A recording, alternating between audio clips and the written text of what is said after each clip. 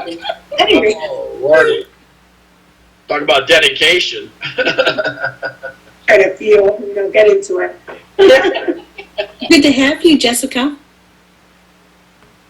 Yes, Jessica, how you doing? Oh, she's muted. Thank you. I'm good. Oh, are you? Okay. I'm having difficulties getting this to How are share you? here, so Good. Good, yep. having difficulties getting this to share here, so just hang loose for just a moment.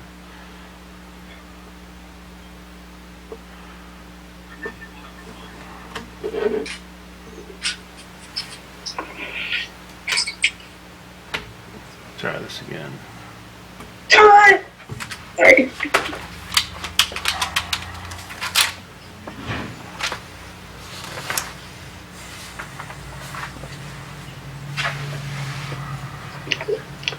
Your screen's not shared? Sometimes I think we look like the Brady Bunch. So hang on just a second.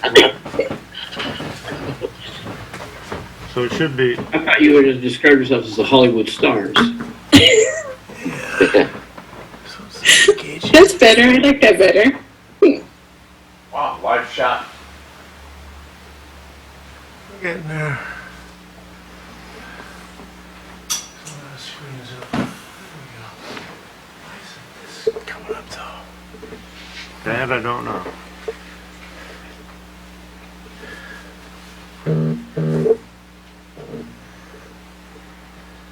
Crystal, when are you going to take care of that next door neighbor's house of yours? Don't go there, I'm just kidding. Okay, yeah, I'm not gonna go there. I'm gonna restart it one more time and then just Restart one more time and just go with it, yep. just go with the live feed.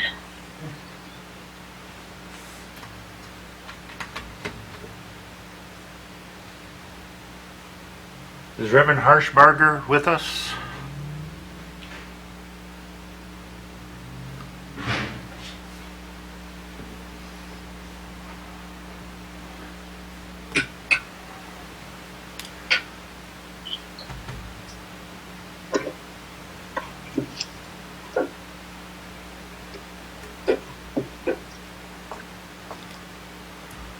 All right.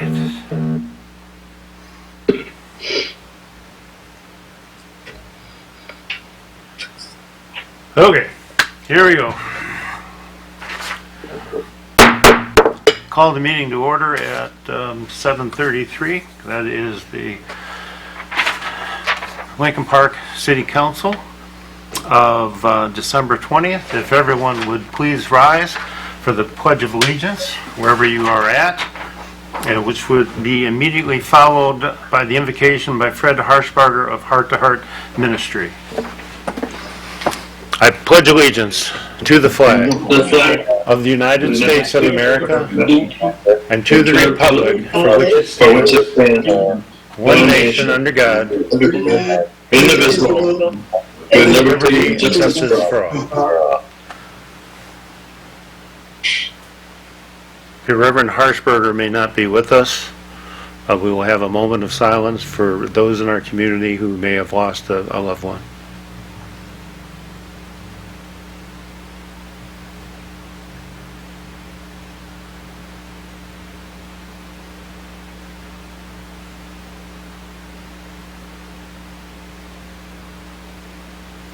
Thank you. If we could have roll call, please. Councilperson DeBrey? Here. Higgins? Kelsey? Here. Ross? Here. Salcido? Here. Tobin? Here. Mayor Carnes? Here.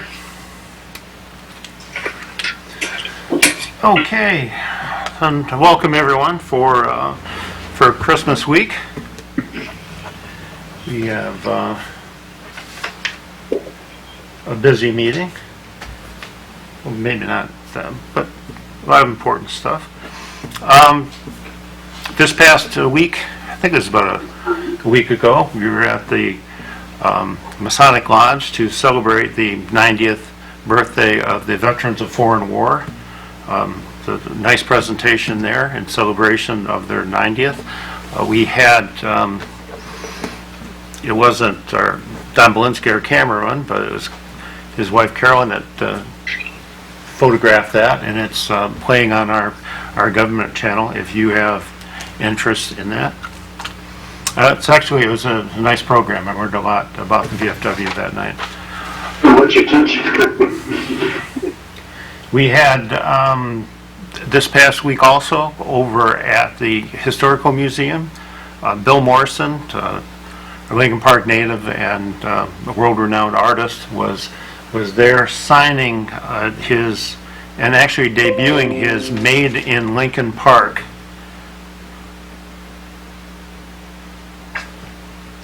thing. And if Don, if you can get a photo, let's see if we can do this the right way. Right there. So on this, Your screen is too high. yeah, it's on the live. It's on the live shot. Oh, there you go. Okay, good. It's kind of hard to present in that, but it has Preston Tucker, the MC5, Gary Grimshaw, Mary Moore, Lynn Osborne, Bill Morrison, and Chuck Miller. Mary Moore, Chuck Miller, and Bill were all there signing. And again, all proceeds from this go to the Historical Society. So it's a good way to benefit that. Fantasyland has gotten some nice airplay the last week or so. Destination Downriver, which is a group that our EDC and DDA has supported from the onset, had the Under the Radar, the PBS show, did a presentation from there. And there's another group that came up that you can find on YouTube, and it's called What's Up Downriver. Did a very nice story on that. Past couple of weeks, there's been a problem with some of the GFL vehicles, or at least one GFL vehicle that was losing hydraulic fluid, or we think it was hydraulic fluid, that made a mess on several of our streets. We have been in connection with Eagle, that is the group that oversees potential toxic situations for the state. And we're doing some testing and reaching out to GFL of how this is going to be remedied. So this is an ongoing thing. So if you have that spill in front of your house, we are working on it.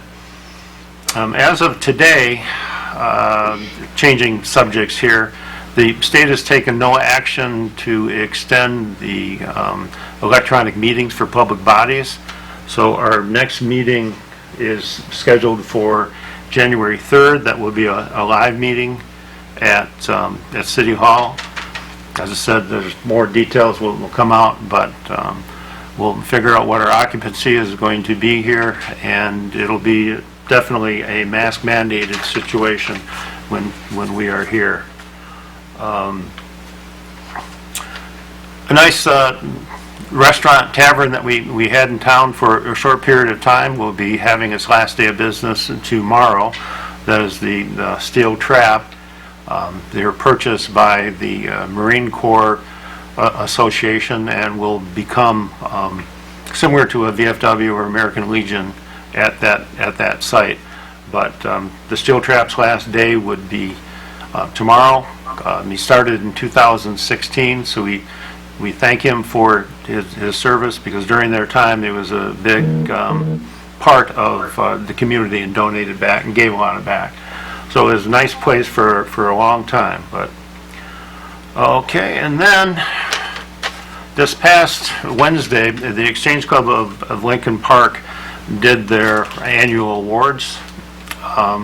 As part of their awards, there is a Officer of the Year and a Firefighter of the Year that is nominated, or that is honored.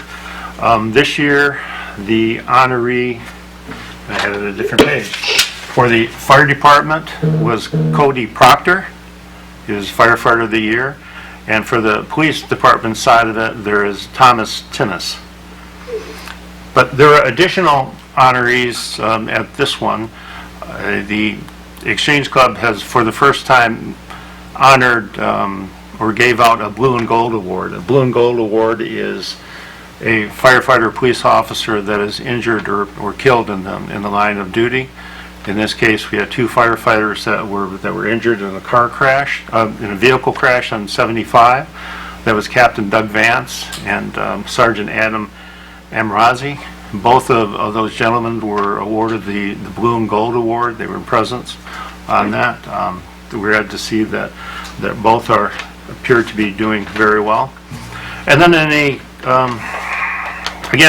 another variation from the protocol, the Exchange Club has an award called the Book of Golden Deeds, and this is an award that is somebody that works behind the scenes and does not draw a lot of attention to themselves, but does a lot for the betterment of their community. So for the first time in our history, and probably Exchange history, the fire department and the police department were both made honorees of the Book of Golden Deeds for their unselfishness in the past year and a half in the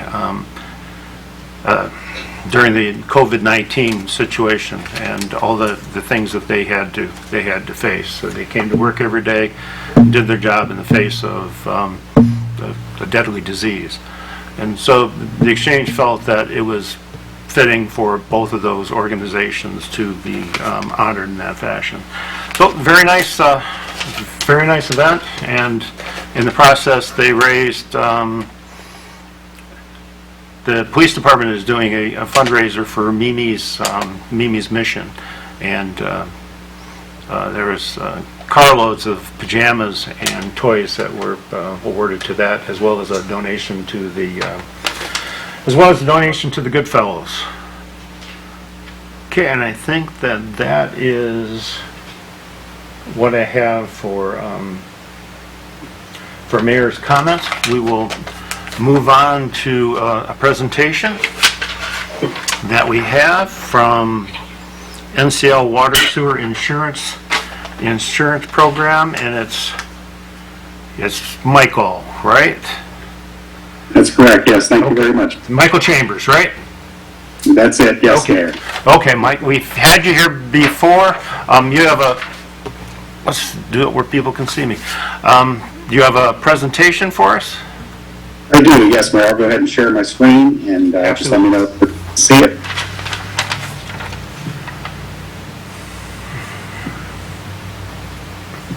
Yep, I'm receiving it anyway. Good deal. Well, thank you very much. I appreciate it, Mayor. I appreciate all the members of council and staff for allowing me a few minutes here tonight to tell you a little bit about the National League of Cities Service Line Program and how it can benefit the residents there in Lincoln Park. My name is Mike Chambers. I work with HomeServe, and we're the administrators of the NLC Service Line Warranty Program. Now, the National League of Cities Service Line Warranty Program, it's the only warranty program that's endorsed by the National League of Cities. We've been offering this program through the NLC since 2010, and since 2010, over 1,000 cities and municipalities across the country have participated in the program. The program is A+ with the Better Business Bureau. We have a 98% customer satisfaction rating. One other thing we're really proud of is twice in the past 6 years we've been awarded the Torch Award from the BBB, which is given to the top companies for business ethics. And I'll email all this presentation too, so you have all this information on there. It's just a testimonial from the president of the National League of Cities. Now, to give you a little bit of a background on the program, the reason the National League of Cities is getting involved with this type of program is they understand that infrastructure is getting older and older, especially when it comes to water and sewer lines. And one of the big issues is while the cities and municipalities are doing their part to maintain those main water and sewer lines that are in the street, you have these miles and miles of lines that connect to that system that a lot of times don't get any attention until there's an issue. And that's the residents' lateral water and sewer lines. And a lot of times, when the resident has a frozen water line and it breaks, or their sewer line gets clogged with tree roots, their first call is to the city. You'll send a public works worker out, make sure the lines in the street are working properly. 99% of the time, the lines in the street aren't what's causing the issue because you're doing the maintenance and the upkeep on them. And now you're stuck to be the bearer of bad news, Mr. and Mrs. Resident. We found the issue. Your water lines, broken. Your sewer lines collapsed. You're going to have a contractor out here and have it repaired. And most residents, they don't even realize that they're responsible for these water and sewer lines. You know, they're buried in their yard. It's just not something they think about until you're standing there, you know, telling them, hey, you know, you have an issue, you're going to have somebody out here and have it repaired. And even the residents that do realize they're responsible, they don't have the $5,000, $6,000, $7,000, $8,000 it can cost to hire a contractor, have them come out there, dig up the yard, replace the materials, and put everything back. So it really causes a huge financial burden on the homeowners, and it's just something that they're not prepared for.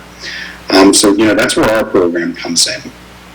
Our program is we'll do a free public awareness campaign to all the residents there in the city, letting them know, hey, these water and sewer lines are your responsibility. Give them some tips on how they can keep them working properly. Don't put grease down your drains, that sort of thing. And then secondly is give them a chance to transfer that risk from themselves over to the NLC program through a low-cost monthly warranty. Now, the nice part for the city, this is a fully turnkey program. We handle all the marketing, all the billing, all the customer service, all the claims management. There's no cost or anything for the city to participate, and then we'll share a portion of all the revenue that's generated from the warranty sales back with the city.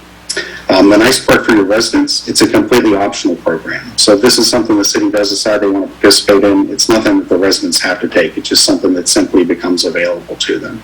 But if they choose to enroll, we have 3 products that we offer to them, the external water, the external sewer line, and then the in-home plumbing and drainage. I'll go over those products here in the next slide. So the first one's the external water line coverage. This is going to cover your resident's water line from the point where it enters the home all the way to where it connects to the curb stop or the shutoff.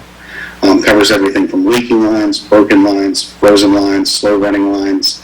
If they have a lead line and there's an issue with a lead line, and then we'll replace the lead line for them, so that'll relieve them of that concern as well.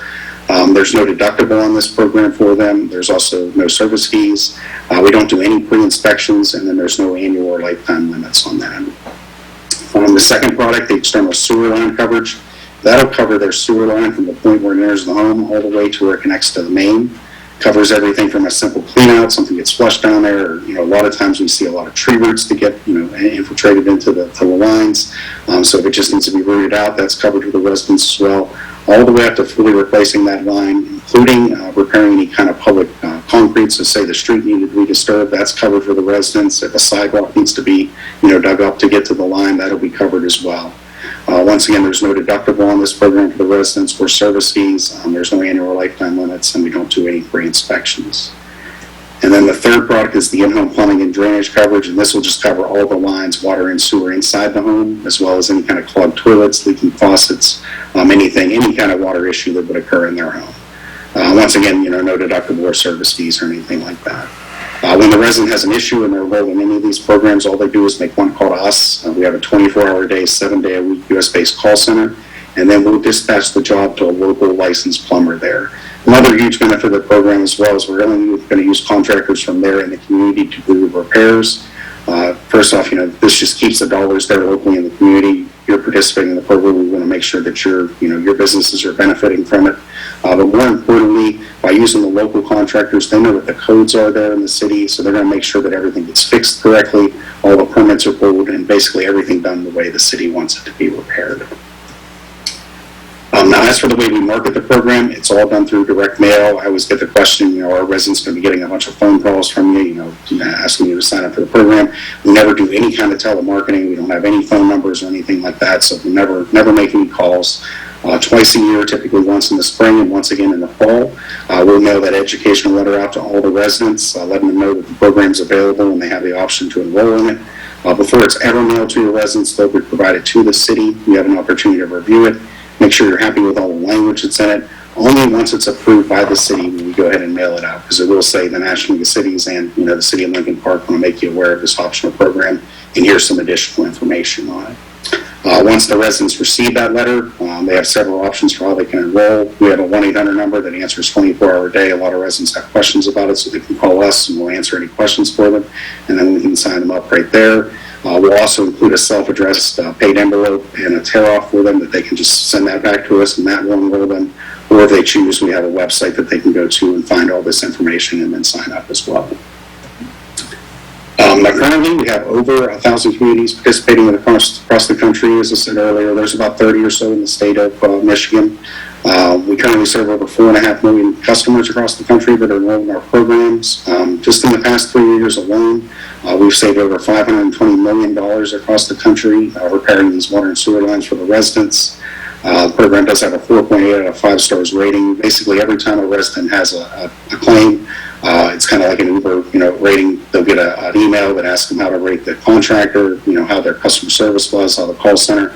And currently, we're 4.8 out of 5 stars over that. And then another question we asked them is, would they recommend to their friends and family? And 9 out of 10 have said that they would recommend to their friends and family for the program. Now, as I said earlier, there's a revenue sharing component of the program as well. So 50 cents per month per product that's sold actually comes back to the city.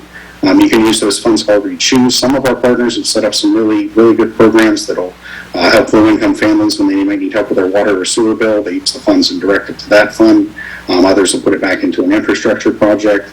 You can also defer the revenue if you want to. About 80% of our partners take the revenue, about 20% defer it. If you decide you don't want the revenue from the program, we will just discount that cost to the residents by 50 cents. Now, here's a list of some of the partners that are here in the state of Michigan. I want to highlight a few because Michigan is one of the states that we have higher claims in. I think we've paid over $20 million in claims in the past 3 years in the state of Michigan. City of Royal Oak, we've saved their residents over $2 million repairing water and sewer lines in their community. St. Clair Shores is also to $2 million. The city of Berkeley is over $1 million. Even a smaller community like Huntington Woods, they're at $800,000. They've saved their residents on these. So it's something that we're seeing more and more every day. And we're noticing in Michigan that more and more partners have signed up. There have been 3 in the last 6 weeks. Village of Decatur, City of Rochester, and City of Hazel Park have all signed up for the program within the last month or so. We have about 10 other communities that I'm on for council for between January and February, presenting the program. So we think when we do the spring campaign, there'll be upwards of about 45 communities there in the state of Michigan that are participating. So that's the main highlights of the program, and I'd like to open it up for any questions if anybody from council, staff, or you yourself, Mayor, have any. Anything from... Go ahead. Chair? Yes, ma'am, go ahead.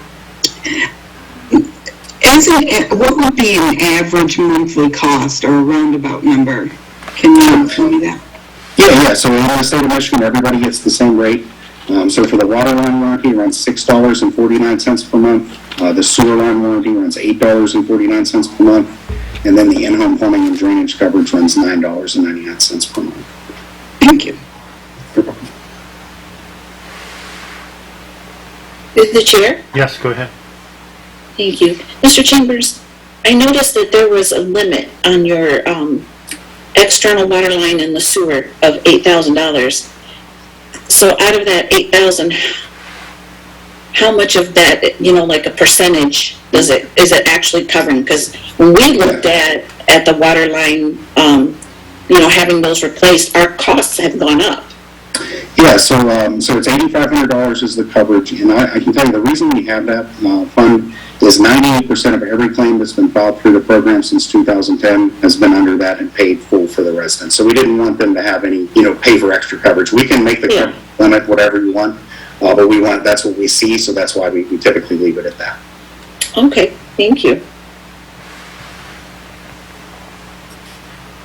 Anything else from Mr. Chambers? We're asking prices. If we get, say you buy all 3 packages, you get a combo deal? We do not do any kind of discount for multiple product packages or anything like that. We try to give everybody, the lowest rate we can from the beginning, so it will be the same cost for everything. Okay.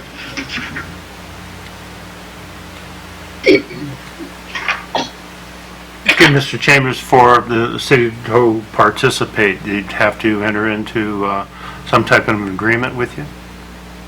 Yes, so there's an agreement, and basically all that does is says that basically we won't mail anything without the city's approval. I'll make sure that I forward that over to James if I haven't already, but that's the main thing it goes over. We won't mail anything without the city's approval. Whether or not you want to take the royalty from the program, the 50 cents back to the community, or defer it, The city's not liable for anything that would, come out of the program, so pretty standard of all that. You can review that. If there's any, changes or anything you want to see to the agreement, you can let us know as well, and we'll work with you to make sure that the city's comfortable with that language. Okay. Very good. Anything else for Mr. Chambers? All right, sir. Thank you for your presentation. We'll be getting, I'm sure that we'll be getting back to you. Okay. Thank you very much. I appreciate everyone's time. Happy holidays, everyone, and have a great day. Okay. Merry Christmas. Merry Christmas. And speaking of Christmas, I left something out. There are holiday awards through the Community Improvement Commission. Let me see. I think everyone be able to see that. It's a nice award, and it goes to 4 different homes. The winners that were deemed this year by votes of those presented by the CIC would be 2205 Thomas, 1524 Champaign, and then the home at the corner of Champaign and Wilson, but I did not give me the address for that. There is one more that I need to get the results for, but these will be delivered to the homeowners hopefully tomorrow, and thank you for everyone that participated. So we'll be moving on now into the consent agenda. Dear parents and council, may I say something real quick? Yes, ma'am. For the consent agenda, some items didn't get put on there, but it's on the agenda sheet. And All right. we have 7. See how there's 7 on the agenda sheet? They're mixed up on the resolution. Okay. So moving on, then resolve that the following items listed under the consent agenda be approved as presented to the mayor and city council. 1, approved minutes, regular meeting held December 6, 2021. 2, approved minutes, study session, RE commercial tax exemption held December 6, 2021. 3, approved minutes, study session, RE joint corridor study held December 13, 2021. 4, approved small business grant, Cdbg /3605 Fort Street. 5, approve interagency agreement, Smart Bus Drive. 6, participation residential rehab emergency sewer repair. And 7, attend training North American Rink Association, North American Rink Conference and Expo. So move. Support. Okay. Then clerk call the roll. Councilperson Dupre. Oh, sorry. No, I'm sorry, go ahead. Councilperson Higgins, Yes. Ross, Yes. Dupre, Yes. Kelsey, I can't vote on number 3 because I wasn't here, but I'll vote on the rest. Yes, the rest of them. okay, Salcido, Yes, Jessica, I was not here on number 3 either, so yes on all those. And did you say there was an 8, 9 on this agreement? Or no? Okay, then, No, there's just that's 7. fine. All right, I'm good. Thank you, yes. Just 7. and Mayor Carnes. Yes. All right, we'll move to the action items. And it has a cover letter from our city manager, James Kazan. The appointment agreements for the chief of police, the deputy chief of police, and the fire chief are renewed every 2 years. The 3 agreements are similarly aligned with benefits that are provided to either the police command union or the fire union, respective to the department they administer.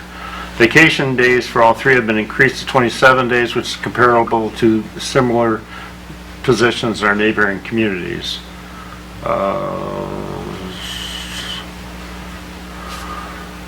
So then, on to, whereas the city must renew the employment agreement with the police chief, and whereas the city manager recommends the adoption of the attached employment agreement with police chief Raymond Waters.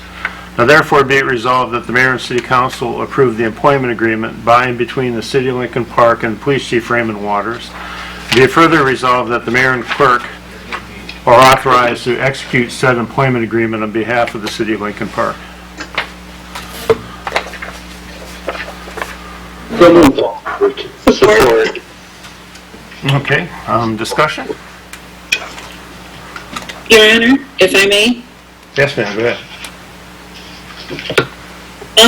I've got a couple things. And the first one is that I was a little disappointed that the resolutions did not come with formal recommendations from the Public Safety Commission.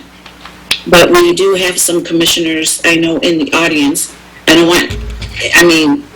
If Your Honor would allow them to speak, I was at the Public Safety Commission and I do know that they are supporting in full the three chiefs. But I don't want you to just hear it from me. They're out there, so. Okay, well, there'll be an opportunity for the public to speak. I am not aware that the chiefs or the fire chiefs had to have the concurrence of the Public Safety Commission in order for a contract to be agreed upon, though. No, but it would be nice to have their recommendation. Just the last meeting, the Parks and Rec gave their recommendation to council to support a project the DDA was doing. It's just nice to all be on the same page. It's nice to know what they're thinking when we have to vote on something. Okay,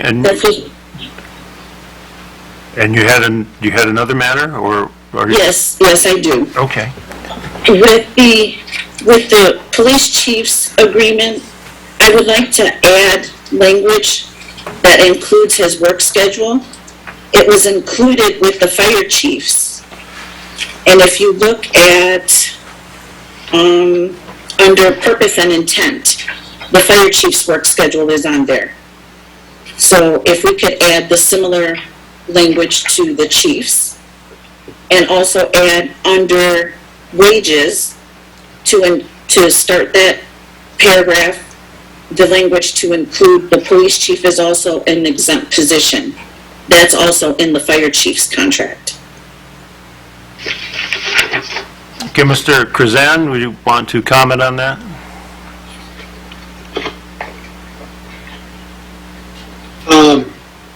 Those seem like relatively minor adjustments, and unless there was extreme opposition from the chief, I don't think it would be too big of an issue.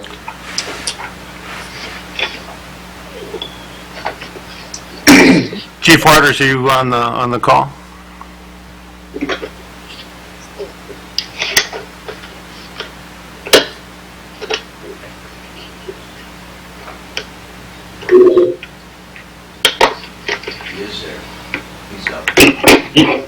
Your Honor? Yes, sir. Can you hear me? Yes, go ahead. I was going to say, I don't think it would be appropriate to negotiate online. I think we should, if we're going to do something like this, we should table it, talk to him off, and bring it back next meeting. That's my feeling. Well, the contract expires at the end of the month. It just goes against past protocol, that's all that I'm saying. Well, I understand that once the contract is negotiated and it comes forward, the council doesn't ordinarily make changes at the last moment. I understand that, but this is where we are at.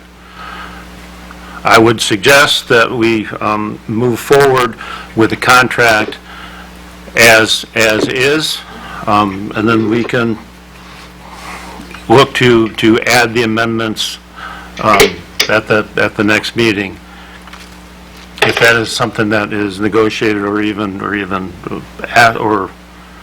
approved. Your Honor, if I may, Yes, ma'am, go ahead. council was not even given the opportunity to have input before we've seen the contract. That is why I bring it up now.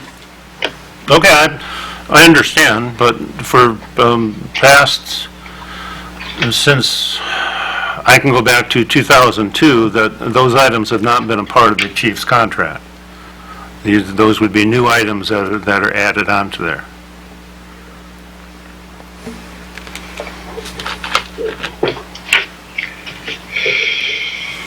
Well, the Chair, Your Honor. Yes, sir, go ahead. You're still discussing this. I have a couple of questions for the city manager, if you don't mind. Yes, sir, go ahead.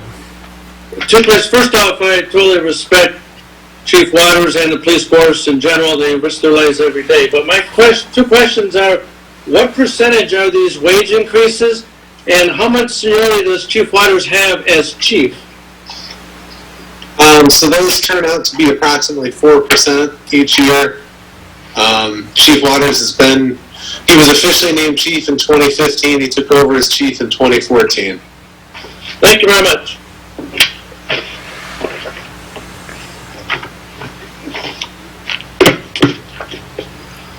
Okay, further discussion? Yes, through the chair. Yes, sir. Could you clarify then what's going to happen? We're going to okay this contract, and then it's going to come back before us after it's negotiated between the city manager and Chief Waters. Am I correct?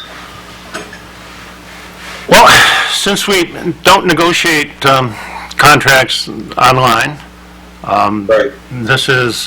we would move the contract ahead. I imagine that if that item is a bone of contention, then you would turn the contract down and then go for it to be added, or possibly to be tabled. But circumstances with something that has never been in the contract for over 20 years, and then the mandate at this point that it be added to mirror the fire chief's contract is,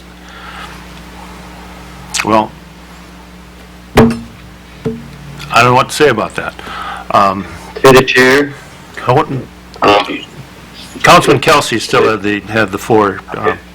Yeah, I guess what I would say, Your Honor, is that since I've been on council, every contract has come to the city council.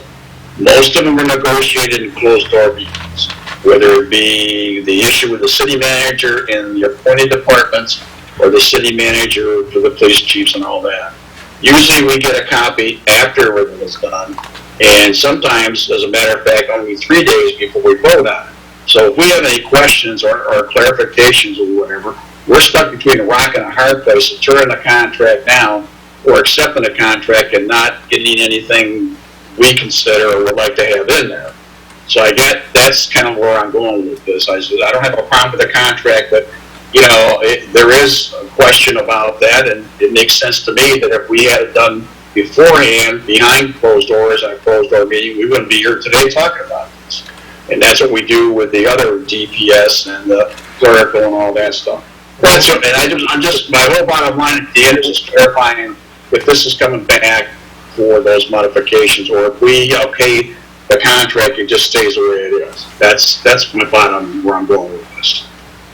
Well, we did have a closed-door session when it came to negotiations, and we gave them guidelines for how it is that they were to proceed. And these contracts were done in accordance with those guidelines. You're looking at just two changes. You have a 4% increase, and then an increase in the amount of vacation time, because the amount of vacation time that they had was similar to starting officers at many different locations. That's the only changes that are being processed here. They're looking at some pension enhancements, but there's nothing that we can do according to the pension law to enhance the pension without doing some additional request and work with them. So that may be forthcoming, but as it stands for right now, it's simply a 4% increase and an increase in vacation, which is what we gave them in the walking orders when we did the closed session. I think it was last month. I thought, through the chair, if I may, I thought the clarification was that they would come back to us before they went and negotiated the final draft, so to speak. If I'm wrong, I'm wrong, but I sat in the meeting and I'm pretty sure you're correct, Your Honor, and I'm also correct, and it's not a big issue. I'm not I'm not talking about changing the benefits and all that. I'm just talking about cleaning the contract up a little bit about the hours of work, which is non-brainer. I mean, that's nothing. They work a certain shift, or they work multiple shifts, or whatever. It's no big thing. And like I said before, we did. You're right, Your Honor. We gave them the marching orders, but I understood they were going to come back to us with the final draft. If I'm wrong, then I'm wrong. So that's all. That wasn't my understanding, but Okay. you have three individuals here who have done fantastic work for us and carried the load of the things for all through COVID and the work that they're doing. What they're asking for is not extravagant. And I don't see postponing this over an issue that has not been in the contract for 22 years. It may be important, but then again, we're coming back in 2 years. Those things can be addressed at that particular time. Through the chair, Your Honor. Yes, sir, go ahead. I just want to point out that if we hadn't waited to the last minute for these contracts, we wouldn't be sitting in this position. So hopefully we will learn from this so that we have more time at the end to fix this before we are live on air. And again, I don't want to, all three of the chiefs have done a great job. I have nothing to say wrong about them. But also we're talking about livelihood and what we do on television, and that is my issue. And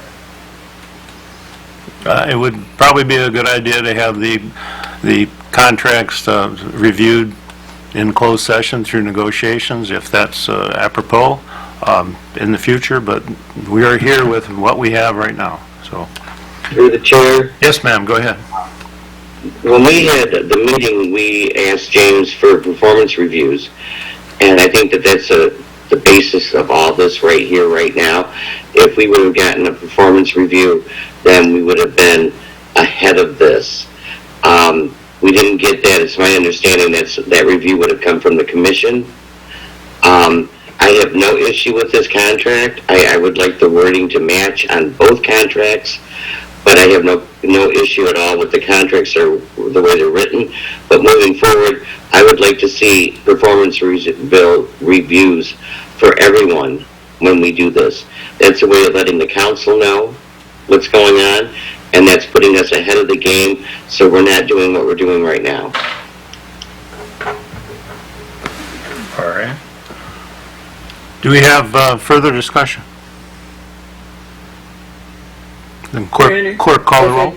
Oh, go ahead. Yes. I just want to finish up with, I have absolutely no problem with the raises. I have absolutely no problem with the vacation time. Those,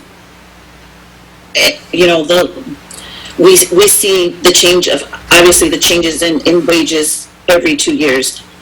All the issues that we've been having with contracts made me read this very diligently. And so when I saw that the fire chief had language in his that the police chief did not, I would like them to match. So we'll have it for the future. So we can all, so if we don't make the changes now, I would like to see it, like I said, in the future. Okay, ma'am. Hearing nothing further, clerk call the roll. Councilperson Higgins? yes. Ross? Yes. Dupre? Yes. Kelsey? Yes. Salcido? Yes. Hogan?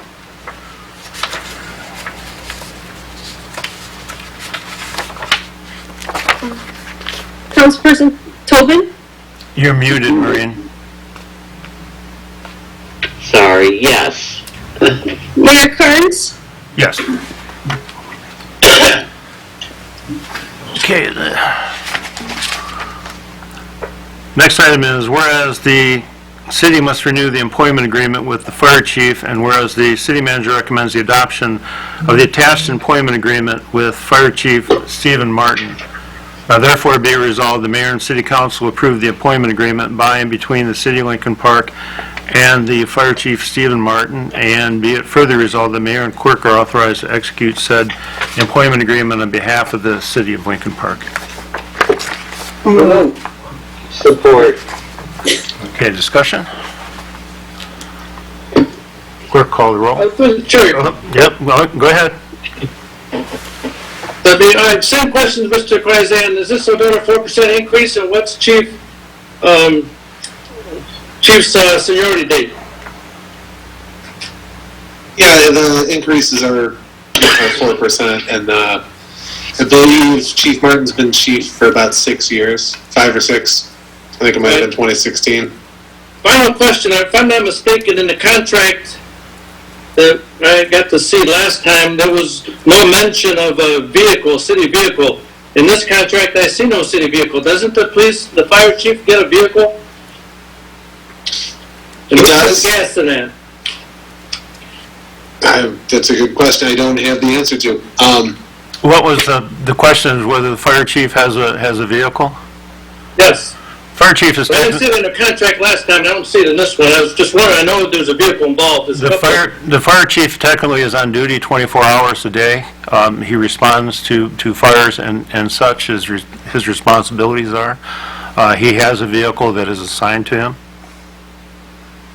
And I do appreciate that, yes. I have no problem with chief at all. I'm just asking a simple question because it's been brought to me before, and I thought I'd ask it again. I have the utmost respect for our fire chief, our police chief, and our deputy chief police. But that question I wanted raised, and maybe we'll get an answer next year. Thank you very much. Okay, further discussion? Clerk, call the roll. Councilperson Higgins, Yes. Hogan, Yes. Dupre, Yes. Kelsey, Yes. Ross, Yes. Salcido, Yes. Mayor Kearns. Yes.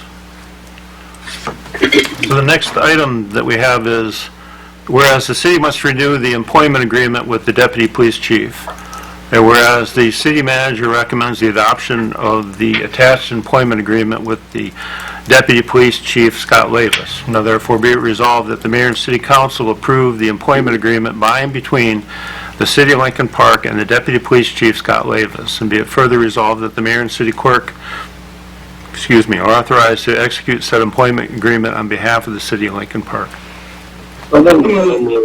Support. Okay, discussion? Your Honor, Yes, ma'am. if I may. Again, the deputy chief's contract doesn't have language in there that that includes his work schedule either. So if we could, again, for the future, get these contracts in advance so we could look this over and maybe have this language in there the next time around. But I know that all our chiefs, as a matter of fact, have over 20 years of service with us, and that is remarkable. So I want to thank them all for their service. Okay. Further discussion? Then clerk, call the roll. Councilperson Kelsey, Yes. Hogan, Yes. Frank, We're not getting the right movers and supporters, but yes. Higgins, Yes. Ross, Yes. Salcido, Yes. Mayor Kearns. Yes. All right, so moving on to council claims payable.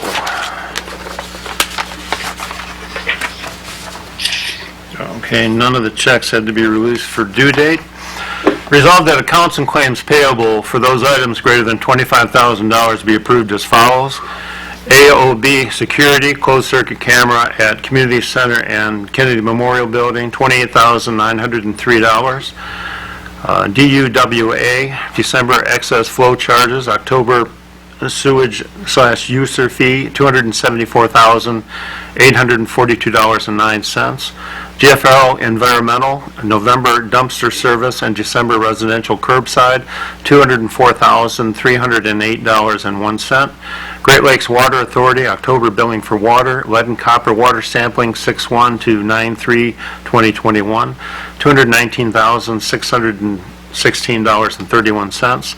Hennessy Engineers, General Consulting, Plan Review, 2021 Water Loss Leak Study, Water Distribution Operation, Dick's Car Wash Inspection, Taco Bell Construction, EPA Risk and Resilience Assessment, North Shore Drive Sewer Repair, Verizon Wireless-Metro Act, Retention Basin Concrete Repairs, River Drive Reconstruct, Ford Boulevard, Emmons Avenue, Lafayette Water Main Relocate, 2021 Concrete Sectioning, Utility Pavement Repairs, Concrete Reconstruction Program, Joint and Crack Sealing Program, $63,063.06. Hutch Paving, 2021 Asphalt Resurfacing, Payment Number 3, $193,347.41.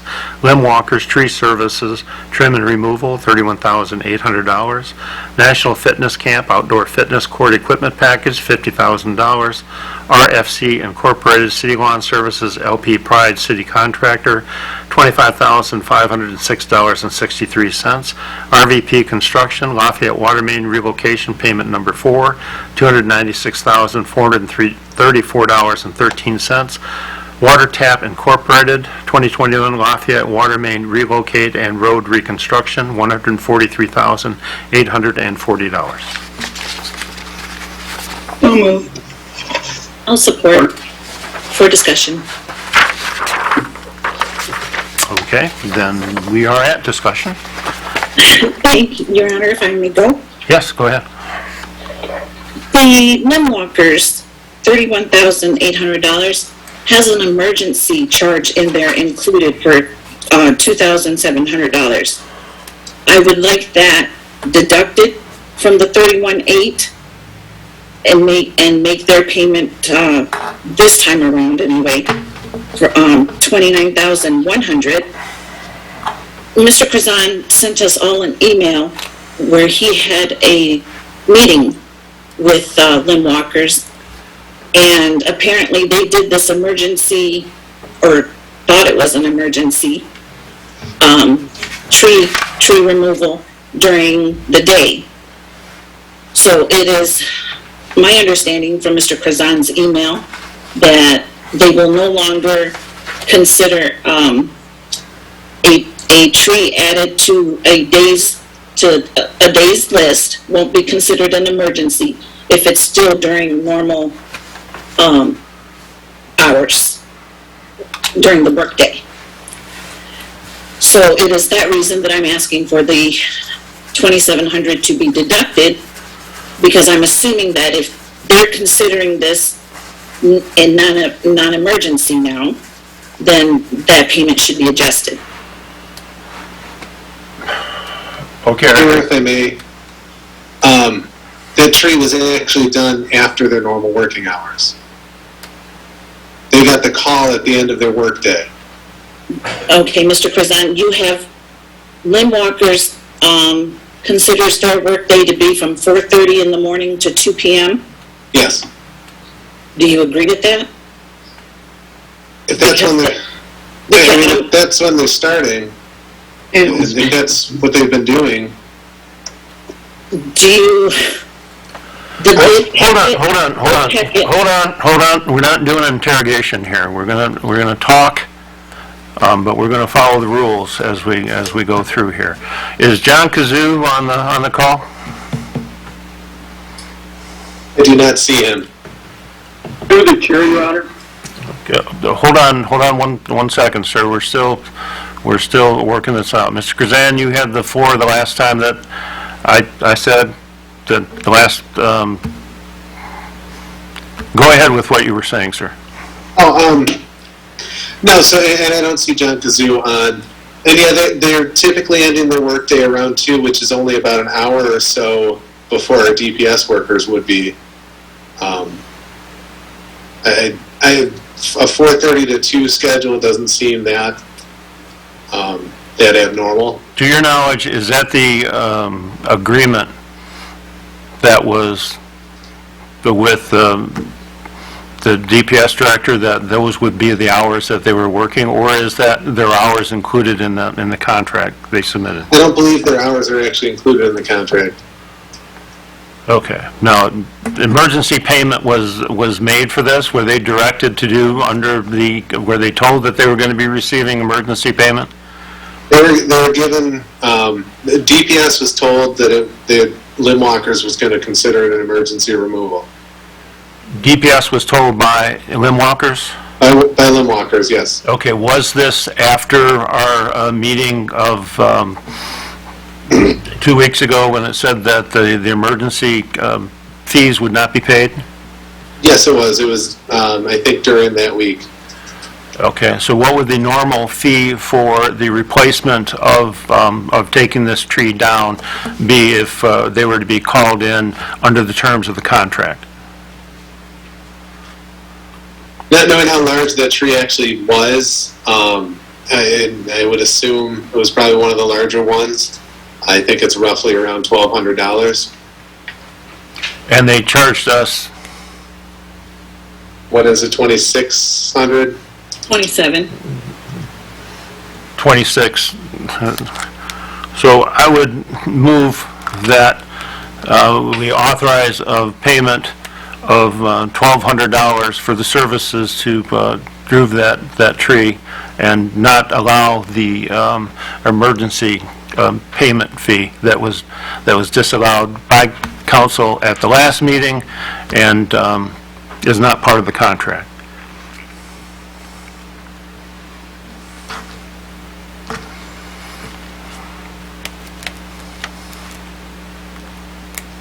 I'll support that. Okay, is there discussion on the amendment?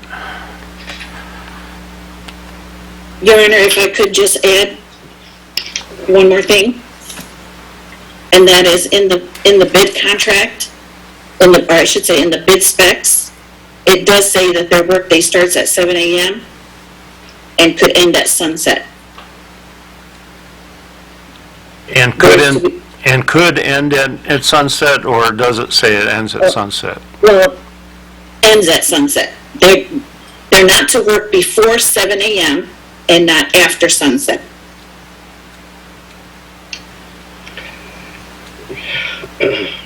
Okay, and part of discussion for that, Mr. Krzan, if you would get with the DPS director and representatives from limb walkers and make sure that they adhere to their contract as far as hours of work. Yeah, well, and when we say their hours start at 4:30, that's when they're reporting to their yard, right? They're not starting here in the city at 4:30.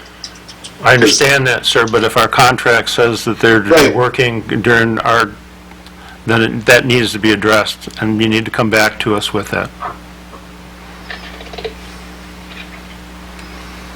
If there is an issue that they're not working 8 hours in town, then that needs to come back to us, and we need to get it spelled out specifically. Your Honor, if I could, please add that if Mr. Krzan is going to go back to limb walkers, I'd also like to know, to finally get a consensus of what an emergency is. Okay, but just, we have a resolution, an amendment to the accounts and claims payable that's been moved and supported. Before we go on to further discussion, which I would think that it would be for the city manager's report that we could do that at that particular time. But at this point, we have an amendment that would change the $3,900 to limb walkers to $1,200. It's been seconded. Is there further discussion on the amendment? Then clerk, call the roll on the amendment.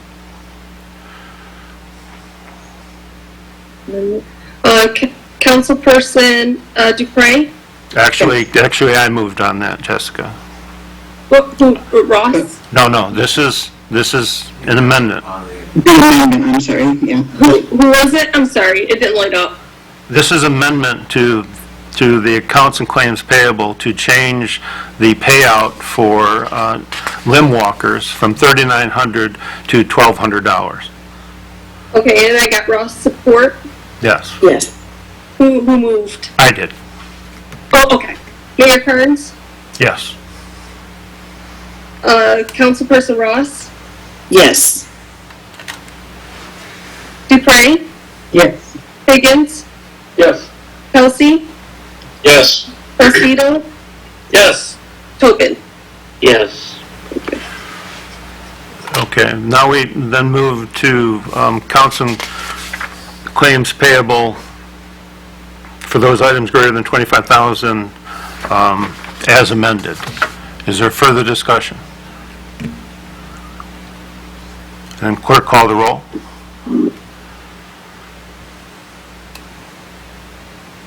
Is that the councilperson Dupre? Yes. Yes. Yes. Council, Ross, Yes. Higgins, Yes. Kelsey, Yes. Placido, Yes. Tobin, Yes. Mayor Kearns. Yes. Okay. The next item that we have is the city manager's report. Mr. Krazan? Yes, thank you. Not a whole lot for everybody this evening, but I do want to remind everybody that city offices are going to be closed Thursday and Friday, both this week and next week, for the 2 holidays. Hope everybody has a nice, safe Christmas, safe New Year's. Just a quick update on the janitorial bids. We've received the bids, currently checking references. Had a little bit of difficulty getting a hold of people. Shocker, it is the holidays. But we're starting to nail down some of those references, and we're hoping to have a potential contract back to you guys at the January meeting. Just want to thank everybody who was able to attend the Southfield Road Corridor Study meeting last Monday. Beck and Rader got a lot of good feedback, a lot of good information. I think it was a pretty productive meeting. And then just a quick note, we talked a little bit about closed door meetings tonight. And I do want to point out that individual contracts wouldn't really be allowed to be discussed in a closed session. Individual contracts aren't collective bargaining agreements. They don't really fall into the exemptions that are allowed to be discussed on an individual basis. So I just want to make sure everybody's aware there. But other than that, I am happy to take any questions anybody might have. James, how is trash pickup going to be affected on with over the Christmas holiday, Christmas Eve, Christmas? As far as I'm aware, it shouldn't be affected with Christmas being on Saturday. I do think they are picking up on Friday, but I'm sure there's a chance it's delayed on Friday. I can try and take a quick peek on GFL's website while we're here. Okay, would you have somebody contact them and be certain and then post that information? Yep, absolutely. Okay. Something for the city manager? Questions from council? Through the chair, Your Honor. Yes, ma'am. We all found out today that Doreen Christian intends to retire. So my question is, James, are we going to post that Parks and Rec Director position? So this is kind of what I've been talking about for the last little bit, an opportunity to potentially do some restructuring. Actually looking at separating the duties of CDBG and Parks and Rec Director. Give us a chance to properly focus on parks, and also potentially move towards having an in-house planner. These are things that I've heard that people want. I agree. I think it makes a lot of sense to go this route. So our first step, I think, is going to be to post a position that's essentially what I'm calling a Cdbg Coordinator. This would be somebody that's really going to handle a lot of the Cdbg work. And then going from there, we are going to have to, we'll have to do a post for the Parks and Rec Director. and go from James? there. James? Yes. I'd suggest that you schedule a study session, or we schedule a study session before the next meeting, and Yeah, we can do that. and discuss this. Yeah, we can do that for January 3rd. And then I can lay out what we're looking at doing. Do you need a mover for that? Why, I will move on that. I'll support. Okay.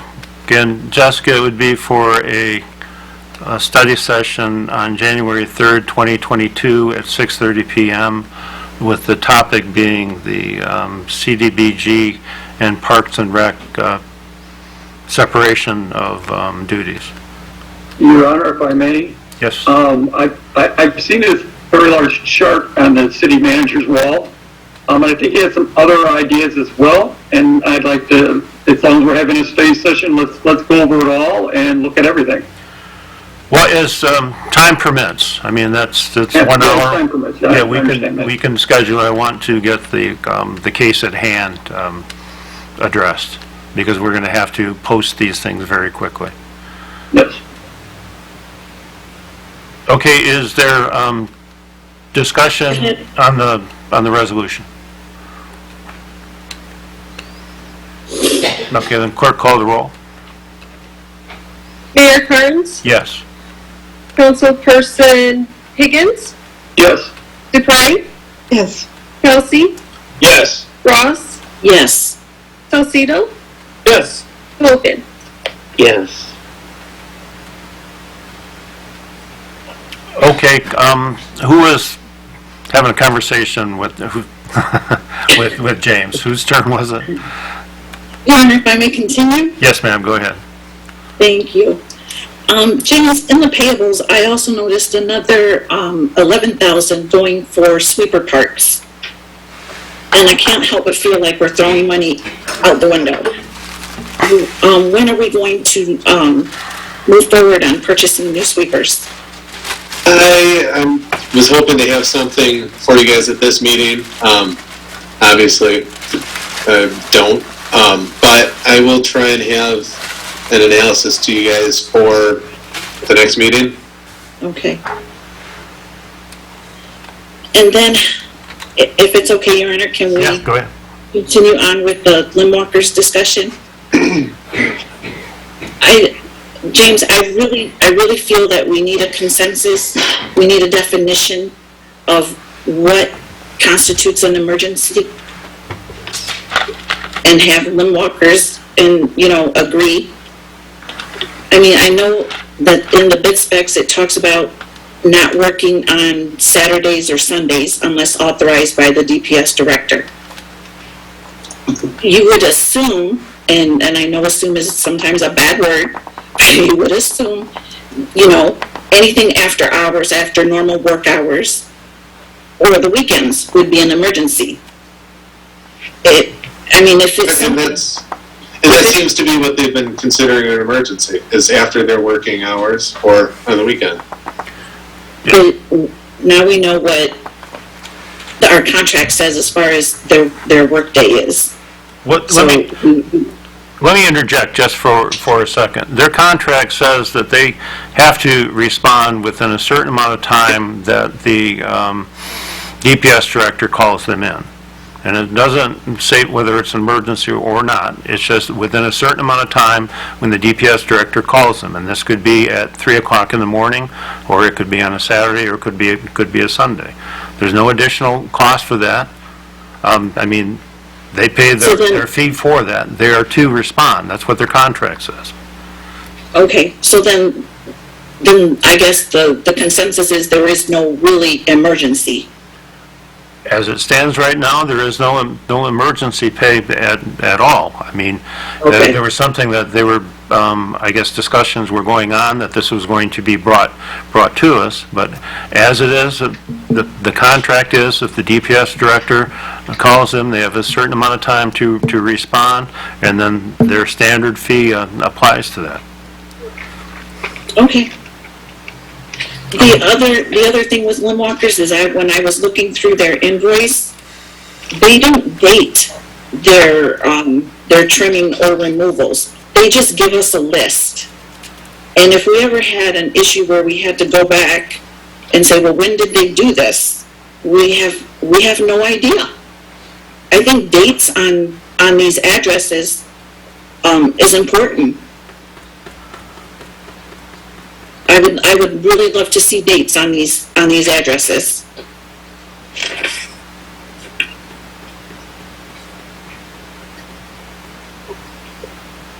Okay. And I'll leave it at that. Thank you, Your Honor. Okay, anything else for the city manager? Through the chair. I heard Councilwoman Tobin first, go ahead.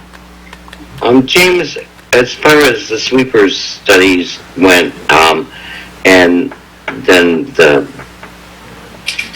information John Kazoo gave us about the possible purchase of those new sweepers, is there a date on those that we have to reply by to keep that offer that was given? I'll have to double check, but with that, at our study session, we had also asked for some information on leases, and that information just came back to me, I think, last week.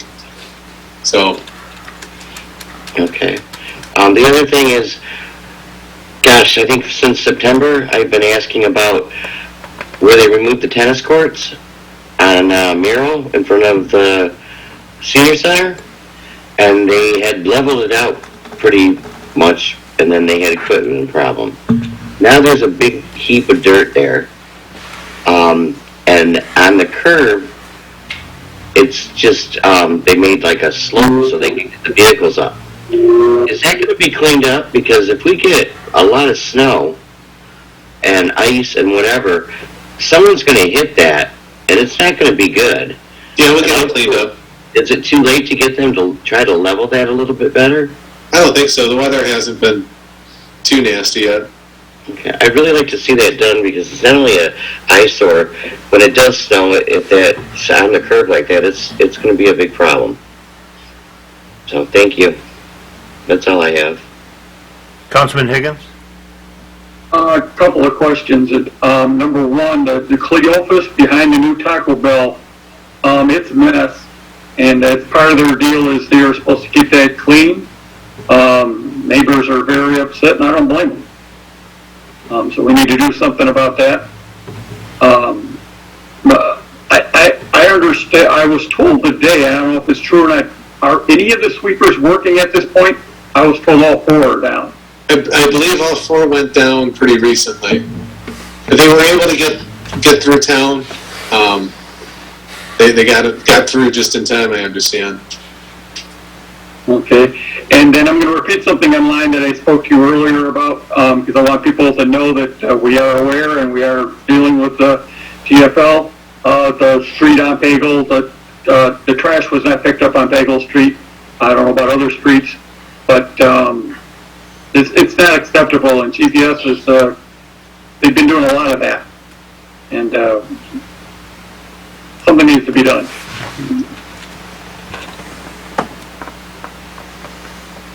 Is there anything else for the city manager? Yes, through the chair, if I may. Yes, go ahead.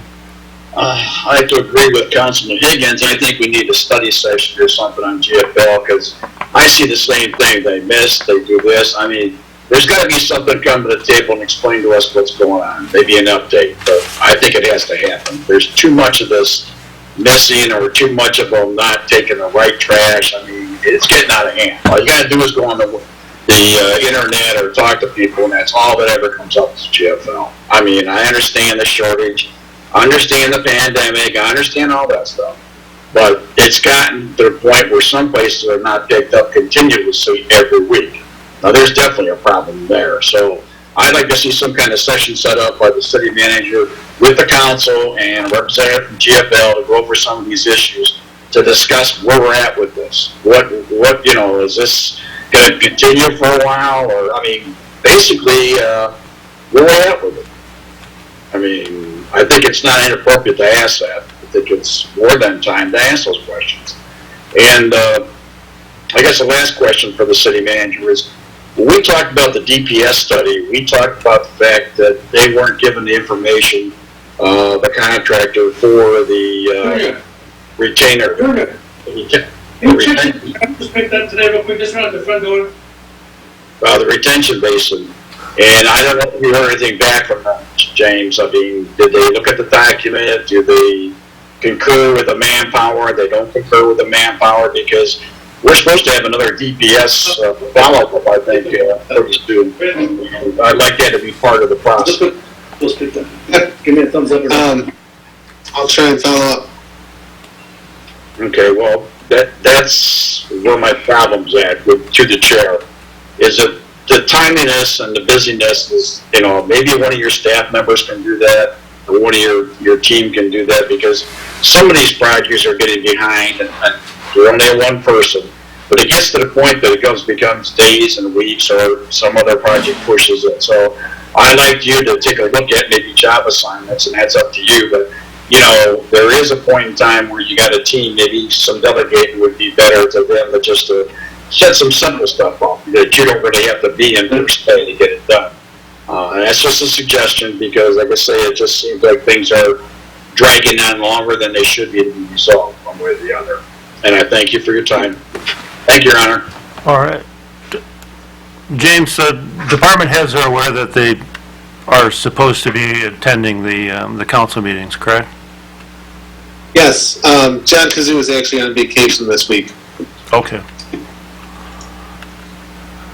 Then another supervisor should have been here, but, okay, is there anything further for the city manager?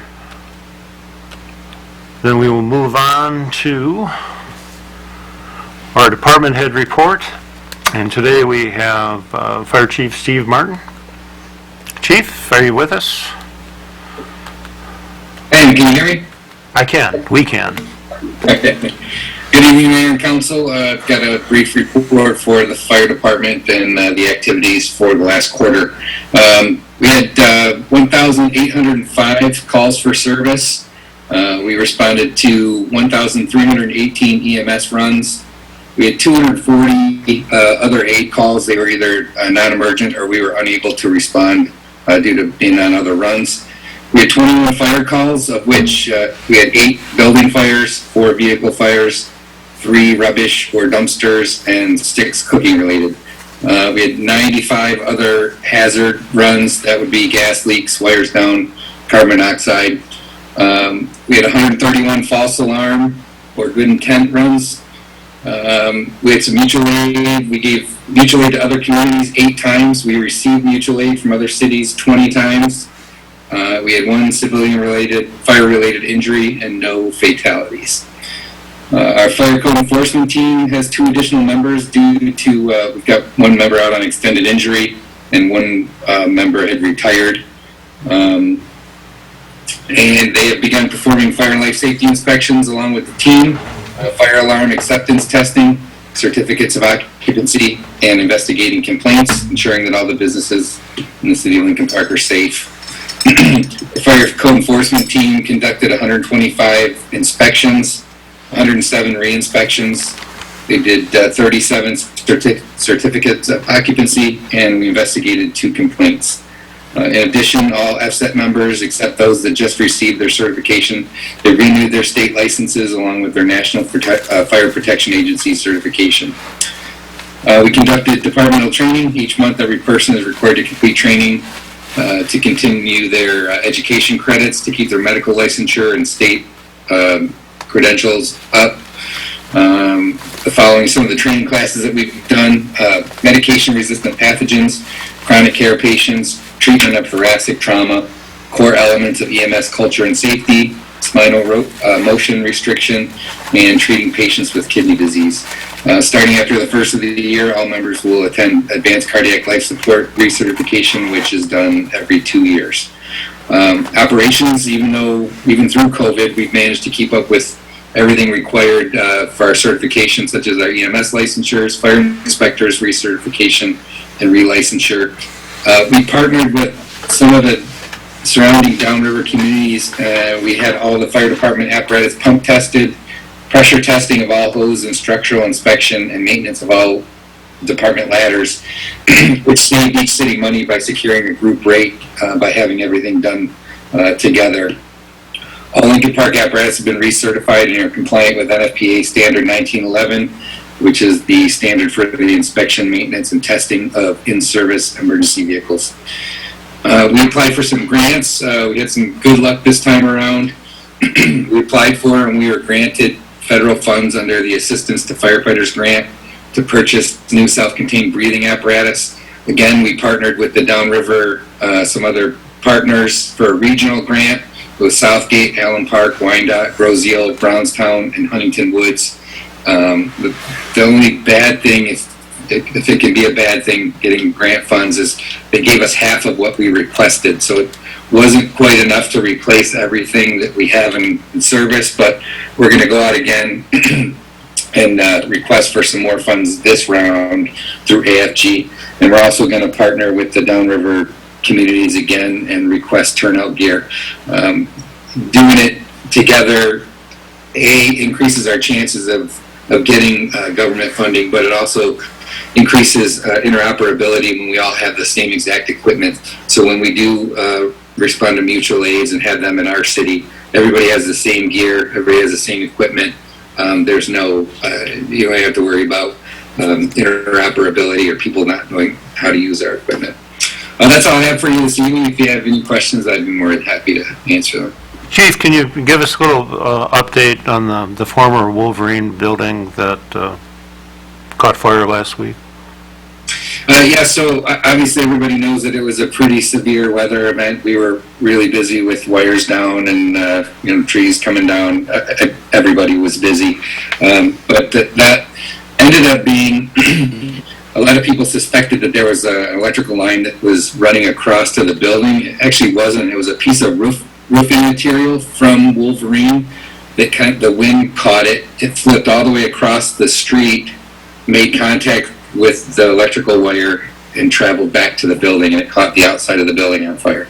So it did broach the wall a little bit, but it didn't. The fire never took off inside the building, so it was mostly exterior damage. Thank goodness. It was a quick stop. We had a lot of mutual aid help on that, so we were able to get to it quickly and put it out before it had a chance to advance inside the building. But we took a lot of extra precaution with it being right next to the playground of the school. I stayed there personally until I think it was about 7 o'clock at night to make sure the power was cut and that there was barricades put up, and then I felt confident that there's no kids could get hurt just because of how close it was to the school. I contacted the principal of the school and let him know, and there hasn't been any further problems. Yeah, the department did a nice job with that. Now, the inspectors are going and checking various businesses for code violations, right? Just make sure that they're safe. Yes, fire and life safety inspections. Fire and life safety inspections. I'd like to see the fire and life safety inspections done in all city buildings also. Okay. I don't know who would pay for that or for budgeting it, but I think we should be living by the same standards that we put the other buildings by. Right. And plus our most valuable commodity are in these buildings. We have to make sure that they're safe too. So if you could look into that for me. Is there anything else for the fire chief? Your Honor, if Yes. I may. Yes, go ahead. Chief Martin, congratulations on the renewal of your contract. Thank you. Chief, are you going to be taking the lead on the guidelines for us to have in-person meetings? I'm kind of curious to see what the county is going to say about that myself. I thought there would have been some direction by now, so I don't know. Maybe something will come over the holiday break, but if not, I assume that they're going to resume. I think the emergency management team will meet prior to the 3rd to oversee that, and the fire chief will be in charge of that as emergency manager. Okay. Thank you. That was all I had. Thank you. Anything else for the fire chief? Okay, Chief, thank you. Merry Christmas. Merry Christmas. And we will move on to citizen communications.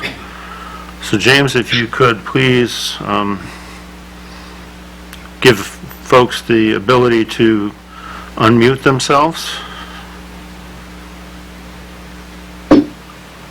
Is there anyone that wishes to address council?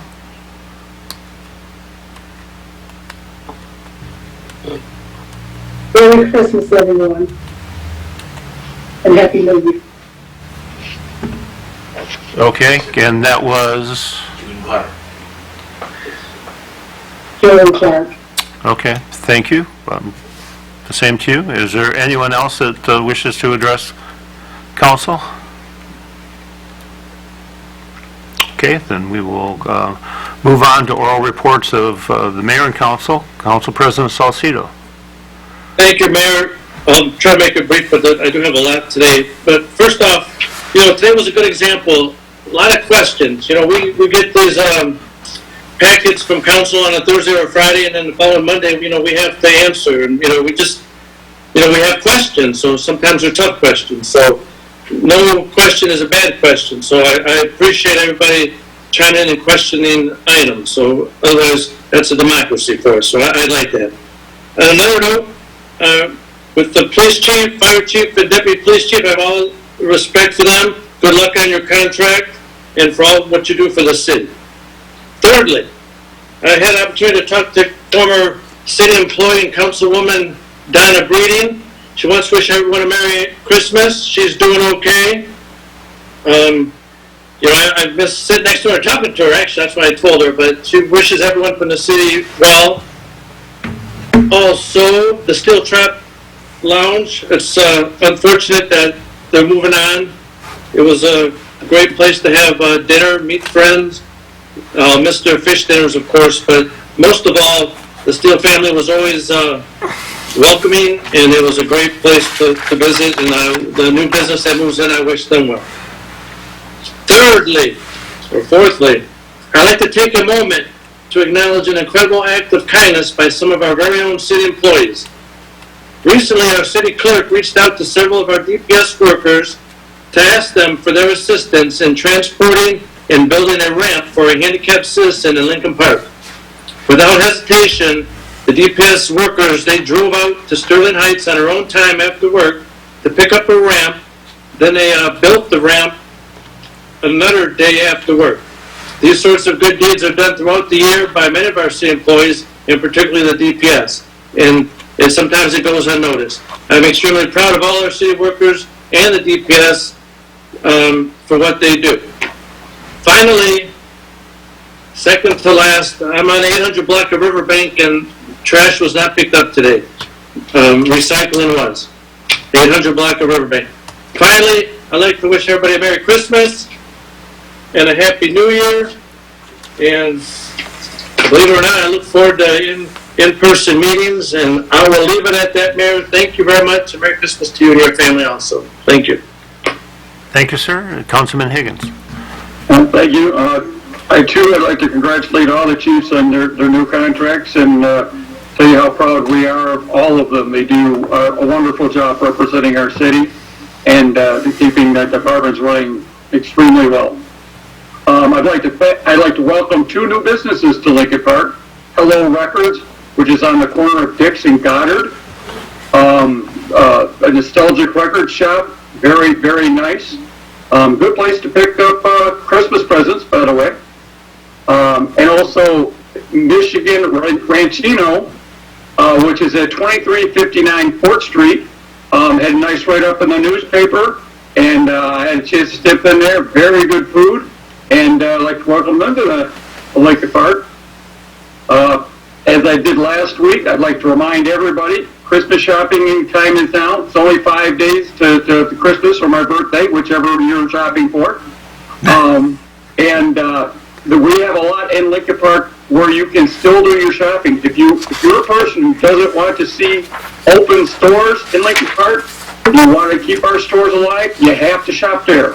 We have dress shops, we have smoke shops, we have candle shops, we have appliance shops, we have shirt stores, and we have two very nice collector shops. We have a very nice pet shop. We have uniform shops. People need their uniforms for work, and if you could get somebody to get you one for Christmas, sometimes it's a big help. Just please remember everybody, if you're shopping, shop locally. I'd like to remind everybody, let everybody know that the Lincoln Park Moose, together with the Hands of the City, have started a food drive. You can stop by any time after 6 o'clock at the Lincoln Park Moose, drop off food, and we will make sure it gets to a Lincoln Park person. There are a lot of people right now in need of food, and where the Moose and the Hands of the City are cooperating, trying to help out. Lastly, I too was at the VFW 90th birthday, and the VFW is a great thing for our veterans. They help them in so many different ways, but they also have done so much for our community over the years. Every school they make sure have the Freedom Wall. They've done many other things, fundraisers for families, and done so many things over the years. And I would like to congratulate them on their 90th birthday. And one in particular individual who was there that night, who has been a member of the VFW for over 70 years, who got a pen. And this same gentleman still plays at his age at their pool league. And I'd like to congratulate and say what a wonderful event that was, and what a wonderful gentleman he was. And that's all for tonight, other than to say Merry Christmas to everybody. Thank you, sir, and happy birthday. Councilwoman Tobin. Happy early birthday, Councilman Higgins. Thank you. Well, I would like to just congratulate Cody Proctor from the Fire Department and Thomas Timmis from the Police Department on their Officers of the Year, and also the Police Department, Fire Department on receiving the Book of Golden Deeds from the Exchange Club. Also, we honored the two blue and gold recipients that were injured in the fire truck injury, Doug Vance and Anna Morosi, and it was really good to see them out. We have great departments, and these people work so hard for us, and they're so deserving, and anytime we can recognize them for what they do, it's a good thing. And congratulate the chiefs and the deputy chief tonight on their new contracts, and I hope you stay here a long time with us, because you make the city so much better.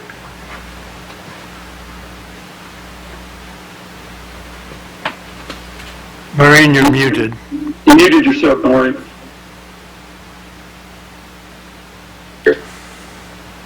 Okay, but yeah, the VFW dinner was really nice. The food was great. There's so much history there. It was just a joy to hear of it and how far back it went. And they had the program, and they had things listed that they've done through the years in Lincoln Park, and it was amazing as some of the compliments they had. Also, the new restaurant and the new record store. Please visit them. They're great. And please don't forget, you can get vaccinated or your booster at the Lincoln Park Community Center on Mondays from 8 to 2 and Wednesdays from 2 to 8. Please go and get that, so hopefully we can slow this down a little bit. And I just wish everyone and all the residents a very Merry Christmas. And that's all I have. Thank you. Thank you, ma'am. Councilwoman Ross? Thank you, Your Honor. I just want to say Merry Christmas to everyone here and everyone at home. And of course, have a very happy New Year. And that's all, Your Honor. All right, thank you, ma'am. Councilwoman Dupre? I too would like to congratulate and thank all three chiefs for the continued service to the city. The fact that they've been here so long speaks volumes. I would like to wish everyone a Merry Christmas and a Happy New Year. Please celebrate responsibly and be safe. And God bless. Thank you, ma'am. Councilman Kelsey? Your Honor, the chiefs, I'll say one thing, the Public Service Commission thinks of you very highly. I was on the Zoom meeting today, and they had nothing but good things about you, saying your profession, yourself, your way that you carry yourself, way you do your department, so very proud of that. It's a very good indication when another group says good things about you, so that you know that people are noticing that. On the other hand, I'd like to say Merry Christmas and Happy New Year to all my fellow council people. Thank you for the phone calls and the emails due to my issue that happened. I'd also like to say that the fire department in Lincoln Park and the ambulance company, if they weren't as professional, as good as they were, I wouldn't be here today. And that's not overstating it. They were very good. And I got the right treatment in the right place, and it's nice to be able to celebrate Christmas. So, and again, to my fellow council people, again, I appreciate all the remarks, comments, and phone calls. It means a lot. I mean, we work with each other, and it's nice to hear those things. And I know sometimes we get busy, but you all took time out, and I appreciate it. And again, Merry Christmas to everybody. Happy New Year. Okay, thank you, sir. To echo the comments of all of our council, we wish everyone watching happy Christmas, Happy New Year. Also extend to our employees who are our most valuable assets. Happy, Merry Christmas and Happy New Year. I hope you have a joyous time, and we will see you in 2022. I will entertain a motion to adjourn. Clerk, call the roll. I don't know if I got this right, but Council President Salcido, Yes. Councilman Higgins, Yes. Councilwoman DePrey, Yes. Kelsey, Yes. Ross, Yes. Tobin, Yes. Mayor Carnes. Yes. So Merry Christmas and good night, everyone. Good night. Merry Christmas. See you all next year.